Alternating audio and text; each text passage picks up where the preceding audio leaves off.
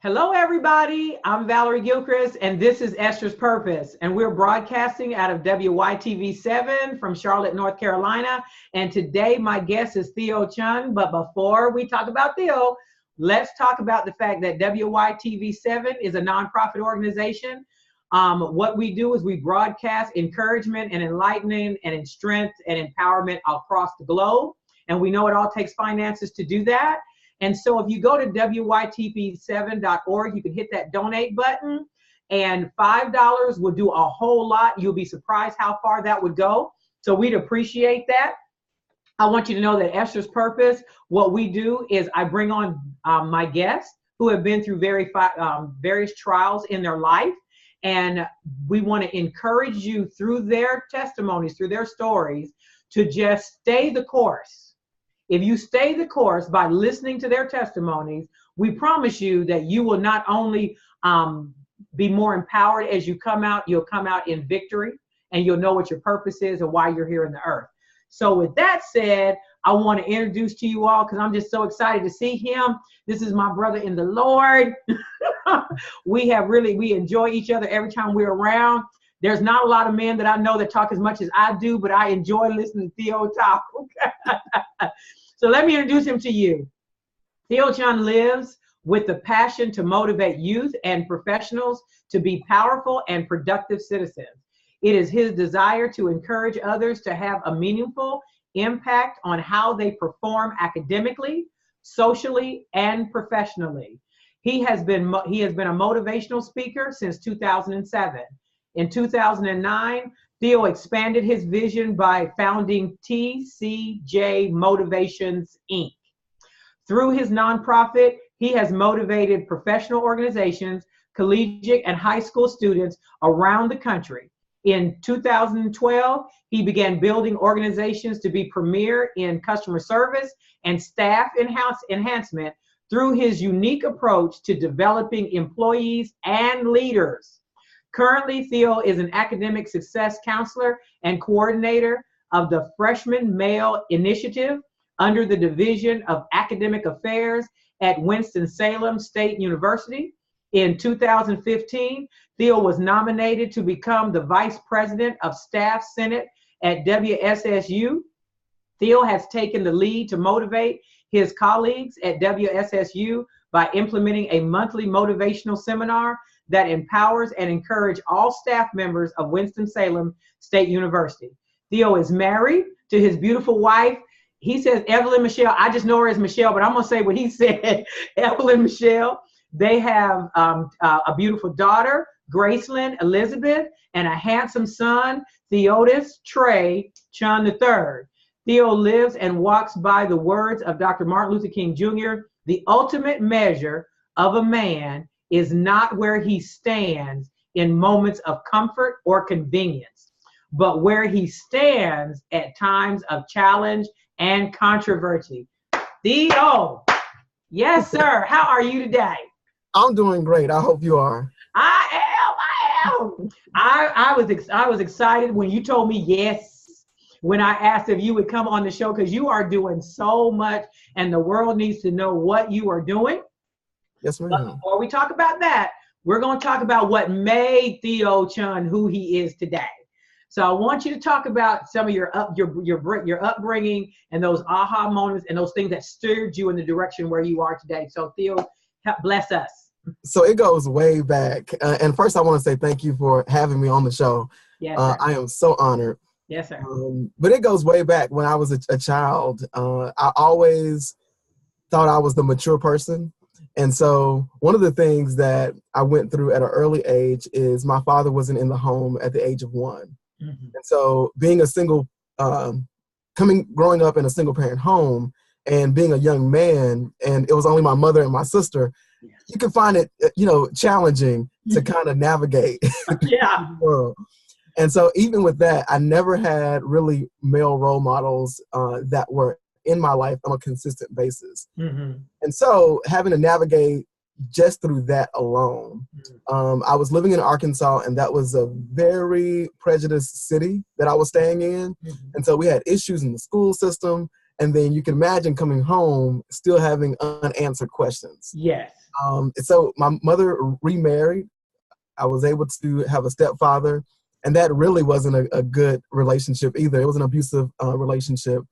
But we took a turn when my mother gave birth to my younger brother.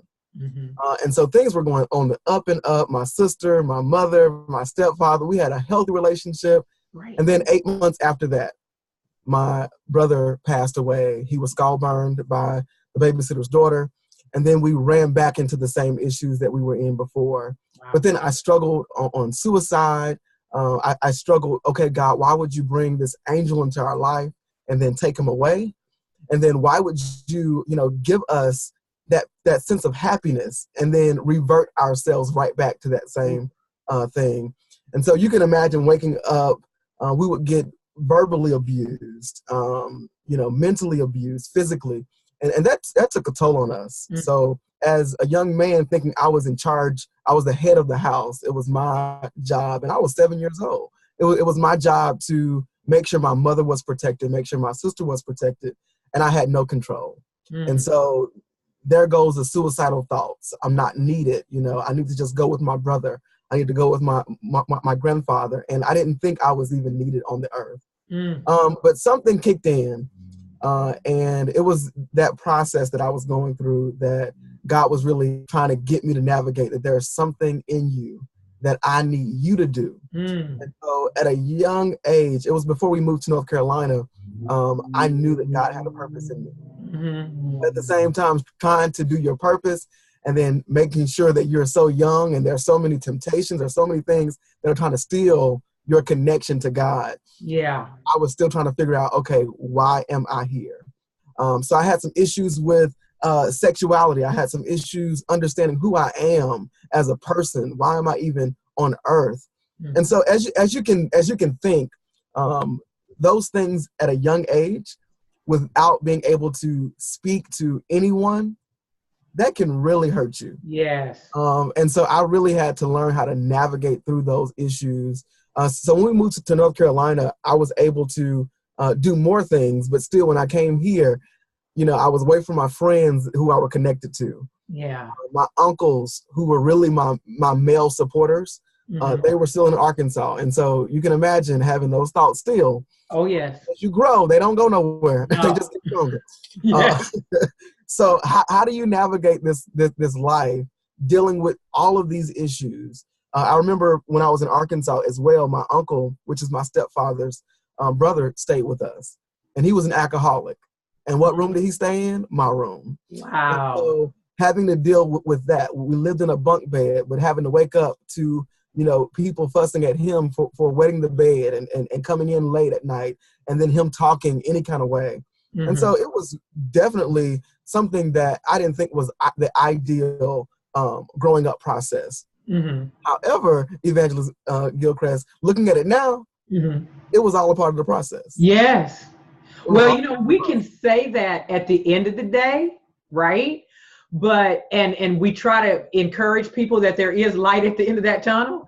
But there are just so many times that as we're going through it, if we don't hear the stories, which is why, as we spoke earlier, I always say to everyone, I like to have conversations with my guests before, mm-hmm. because everything that I read about you is true and it's awesome. But if we don't talk about what brought you there, then our listening audience, young people, older people alike, will never think that they'll be able to do it because they don't know your story. They don't know what's behind all of those accolades and all of those letters behind your name and all that great position that you have, right? Exactly. And so when you talked about all of those things that were happening as you were young, especially as a man, because our young men are struggling today, as you know, because that's what you do. Mm-hmm. And they're struggling hard because they don't have good role models that are right there with them, hands on. And you do that for them. So how did you navigate that as a young man? Because you didn't know you needed it yet. You might have felt that there was some absence, but how did you get okay? Like with what you said, I was at home with my mom and my sister and I'm it for the guy. I mean, how were you able to still maintain that I'm a man inside of this? It was a process. I mean, when I tell you process is the word for me, my middle name should be Process. But I do believe, really having the eye and detail and being able to find those men who are your motivators. Growing up, The Cosby Show was something that we watched. Mm-hmm. And so even though, there's some things that some mentors have, mm-hmm. that you can pick and take, you have to be that person to look at those things to kind of build your definition of what manhood is. Mm-hmm. And all of the men, I believe, I think everyone has went through something. Sure. And so we have to really understand that what is painted on a picture, and I try my best to be humble enough to let people know that even though my resume looks pretty, it was some dirt that went into this that made it look pretty. Yeah. And I had to lay a foundation, and that foundation was I had to tear it down sometime and build it back up so that it can be a structure. And sometimes I have to move a brick from this location to the next location so that I can stand strong. And so that really was a process. And so really thinking about those suicidal thoughts, that was the enemy trying to say, there's power in you. I need you to take yourself before you can see and realize that there's something within you. On the other end, getting those temptations, I had to look at those temptations as things that wanted to distract me from the vision and the purpose that God had for me.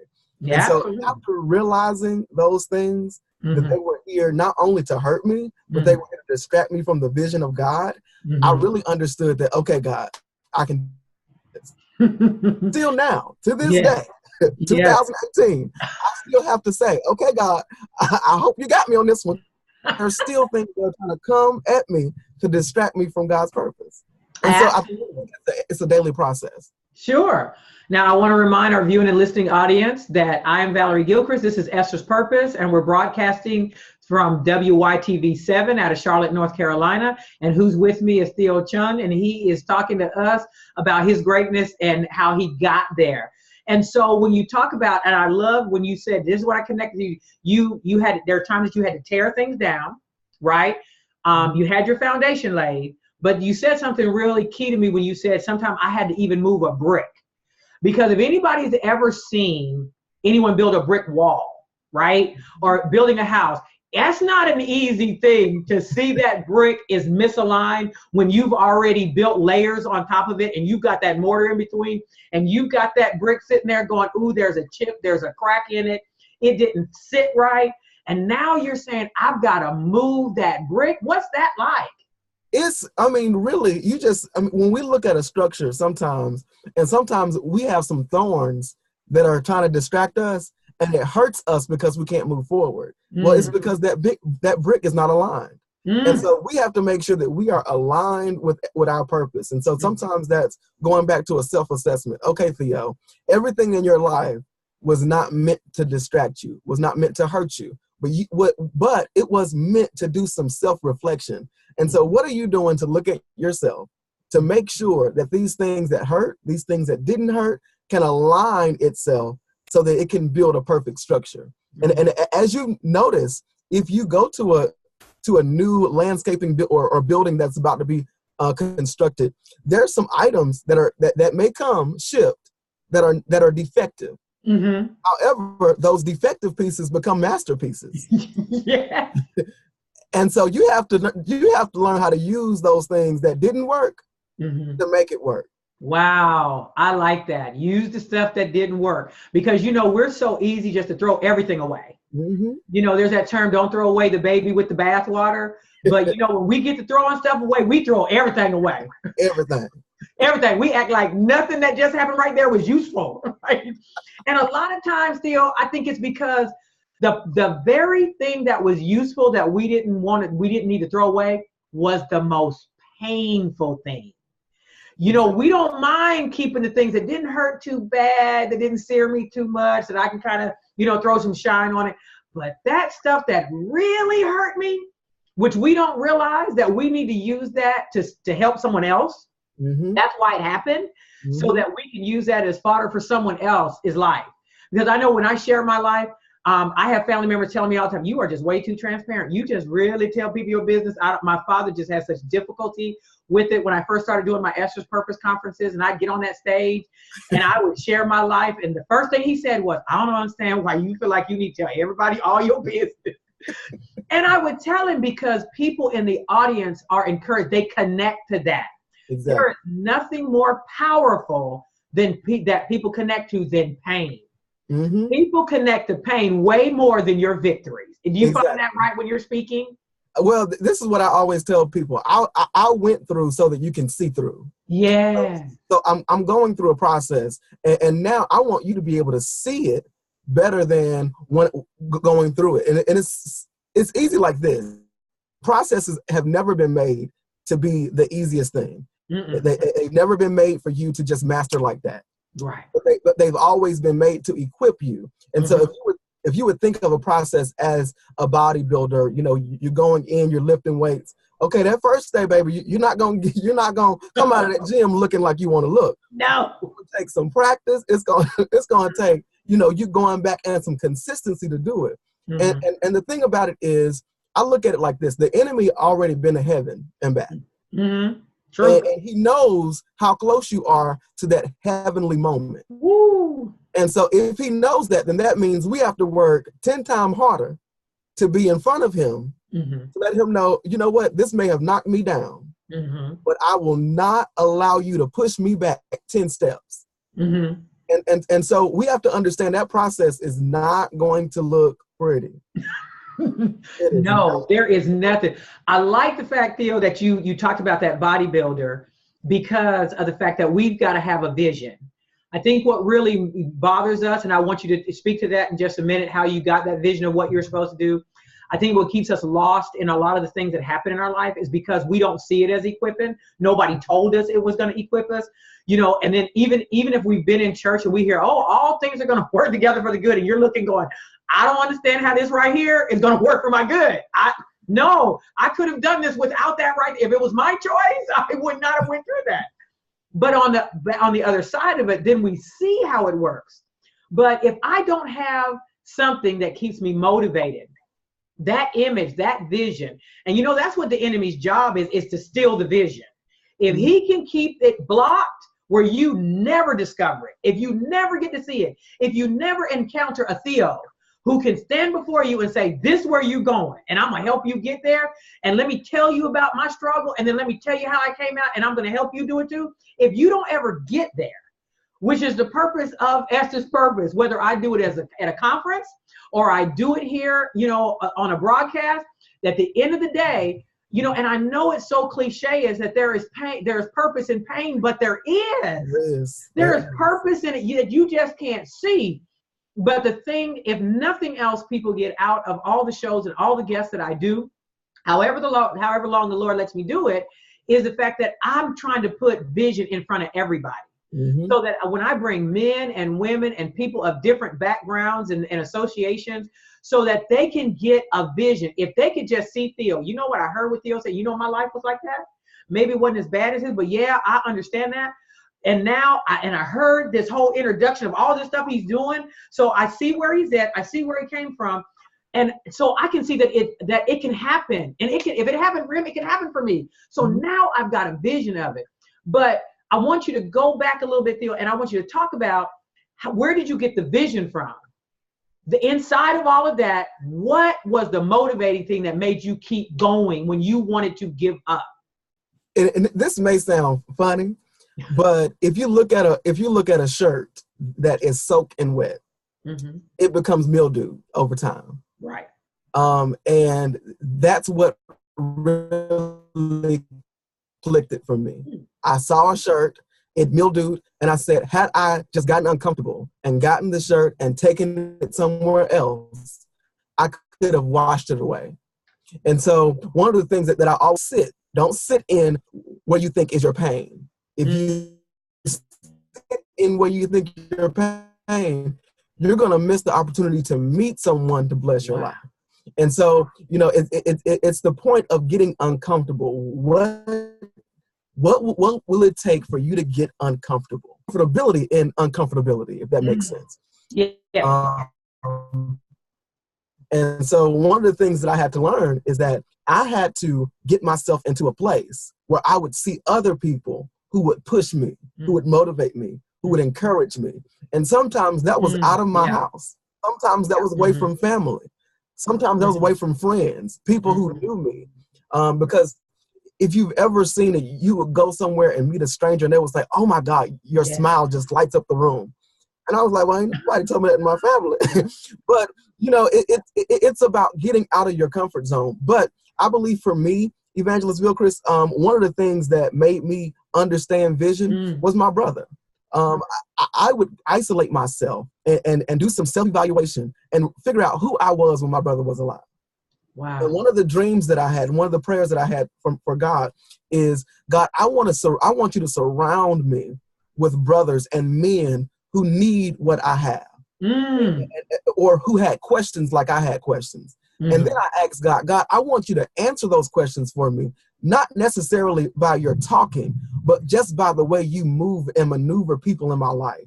And through them, I want you to speak through them to give me something that can be lifelong lessons that I can then go back fruit from the tree that you've produced. And so that's really one of the things. And so I always say, one, isolate yourself from what you think is being your biggest pain. What do you think your pain is? Don't sit in it. Don't get comfortable in it, but understand that you were sent that pain for a reason. And then the second thing, understand that there's more out of this. And so if you get comfortable, I always tell young ladies, a husband ain't gonna come to your house knocking on your door. So you have to go somewhere so you can be seen. And I'm not telling you to go somewhere else that's wrong. I'm just saying there's more for you. There's more for entrepreneurs. You have to go somewhere so people can see that you have a talent. People can see that you have purpose. People can see that God has something in you so they can tap into that. And so that vision piece has to come from understanding that there's more in you. Absolutely. Again, I want to remind our viewing and listening audience that I am Valerie Gilchrist. This is Esther's Purpose. We're broadcasting from WYTV7 out of Charlotte, North Carolina. My guest today is Theo Chunn, and he is really giving us some good nuggets. So I hope you all, if you're where you can write, you can write. If you can talk to your phone, do that. Get these great nuggets that he's telling you, that he's sharing with you. Now, I like what you said about getting uncomfortable, because what people, I don't think, because even when you said it to me, what the first thought was, okay, so you're telling me that at some point and for some period of time, I've been comfortable in my mess, in my drama, in my situation. I was comfortable because you're telling me to move to a place of being uncomfortable. Because we do, that was so profound when you said that, because we, as abusive as it is, as bad as it is, how much drama it is, we do get comfortable and so comfortable when we actually see something that's right, that looks wrong to us. Do you find that to be true? And then we become part of the problem. So right. You believe the pain is your biggest enemy, but then you become your biggest enemy. Yes. And so, you know, one of the things that I often tell my friends, don't post whatever you're going through on Facebook. I don't want to know about it. No. The thing you should be posting is how you got out of that. Yes. Because it should be a way to connect someone who's going through these possible things. And so we have to find some connectors, right? But one of the things that I always say is, if you tell yourself that you're tired, more than likely, guess what? You're going to be tired. Yes. And you're going to only produce tired results. Yes. And you can do it. And that's what our word encourages us to do. Our word encourages us to encourage ourselves, even when we're not encouraged. And so if we just take that simple principle and apply it to different situations, and sometimes we can apply it, but I mean, let's be transparent and true. Sometimes we just can't do it because we're going through so much. Yeah. But at the same time, you have to have some connectors, people around you who can test and see, or have that discerning spirit about you and say, I know you're going through, Valerie. I need you to tap in here, or let me send you a scripture or two just to motivate you. And so we have to find some people who can cover us in those times of trouble. Well, see, now you did that by yourself. I was going to circle you back to when you said you had those group of men that came around you, because you actually sought after that. And a lot of times we don't do it. We'll remain isolated because we don't want to be transparent and share and show people our hurt and our pain. And even the people who see it, I know for me, when I was all up in my pain, if I felt you were getting too close to me and I could kind of see that my pain was starting to leak out a little, I would destroy that relationship quickly. I would do whatever was necessary to move you away from me, not closer. Because the closer you got, the more you were going to see it, and I didn't want you to see it. And so that's what, happens to us a lot of times, right? So what I want to do is transition in these last few minutes, Theo. I want you to tell our audience, how did you get to where you are today? What happened that opened the doors for you for what you're doing now? Even seeing, I remember when I was talking to you the other day, I had to apologize to my father. Before I had my daughter, I had to apologize to him. I apologized him, but it was my flesh talking. It wasn't my heart. And so then as soon as our daughter was about to be birthed, I called him again with tears in my eyes and just having to apologize. And that apology gave me strength. It strengthened me where I was the weakest. And then that right there motivated me. And so one of the things that I had to look at is, Theo, you went through this for a reason. And so I created my male mentoring program at an early age just to surround me with brothers in the room. And majority of those groups, there were men who were just like me, didn't have a father, didn't have positive role models. And then God then told me I had to be accountable. I had to not have any days off. I had to make sure that every day that I lived, not even when I was with them, but on the other side, I had to make sure that I was giving it my all. And so even to this day, I go back to what I've been through, and it always motivates me. It motivates me when I'm training new faculty or new staff. It goes with me when I'm talking to young boys and men. And it's going with me through my books, my literature. Everything that I do is centered around that one purpose. And so what I encourage people to do is find your why. Why are you alive? Why are you in existence? Because your why will pull you out of your darkest of days. It will pull you out of your pain. And you can connect everything to your why. And so, evangelist, that's one of the things that I'm still connected. I still see what God has done for me. And I tell you, if I had thrown in the towel back then, I would be missing out on some good ticket items, some big ticket. I'm telling you the truth. I am so amazed at what he's done. Yeah, and you're right. And we would have missed it if he had just pulled us out of the fire too soon when we were crying about it. If he had said, you know what, I'm not going to let you go to Lions Den. Suppose thing, you just struggling so bad. Let me let you not go. If he had have done any of those things, which being God, he already knows what our process is going to have to be. Yeah, you going through that fiery furnace, you might as well chill and just go right on in there. And if you go in there, I guarantee you I'll meet you there. But there's so much noise around us with what's happening in our life and our pain that we don't hear him actually beckon us in. Exactly. And I'm beckoning you into this situation that looks real bad. But know that I'm in there with you and that you're going to be okay and you're going to come out on the other side of it. That's great. Exactly. But Theo, I want to thank you so much for being with us, but I want to make sure before we leave that people, anyone watching, anyone listening knows how to reach you. If they say, you know what, he said some things that I really need to ask him a question, or I need to email him or say something to him because I needed a little bit more of that we didn't have time in this show to do that. Give them your contact information. Okay, I can be reached on Facebook, social media. Facebook is Theo Chunn. Instagram is Chunn, TEECHUNN. Same thing for Twitter, TEECHUNN. Or email, which is Theo, THEO, Chunn, CHUNN @gmail.com. Amen. Thank you so much. And thank you for sharing your life with us, for opening it up and let us see, who you were before the great person that you are now, because you are operating in greatness and you are a definite testimony to how awesome the God we serve is and that he's purposeful in all that we do. So I want to remind our listening audience that I'm Valerie Gilchrist. This is Esther's Purpose. We are broadcasting from WYTV7 out of Charlotte, North Carolina. Please go to our Facebook page. You can go to Facebook Esther's Purpose. Like my page, share my page, follow my page, click on it, do all of those things. WYTV7 also has a Facebook page. You can go and like and share their page. Go to WYTV7.org to their website. You can go to estherspurpose.org to my website. You can contact us in many different ways. There is no reason that you should be able to have to walk this path by yourself, because there is help for the hurting through this broadcast. Thank you so very much, Theo, again, for being with us. Thank you. Hang out with us for just one more moment. I want to thank our viewing and listening audience for being with us once again, and we'll see you next week. Thank you. Bye-bye.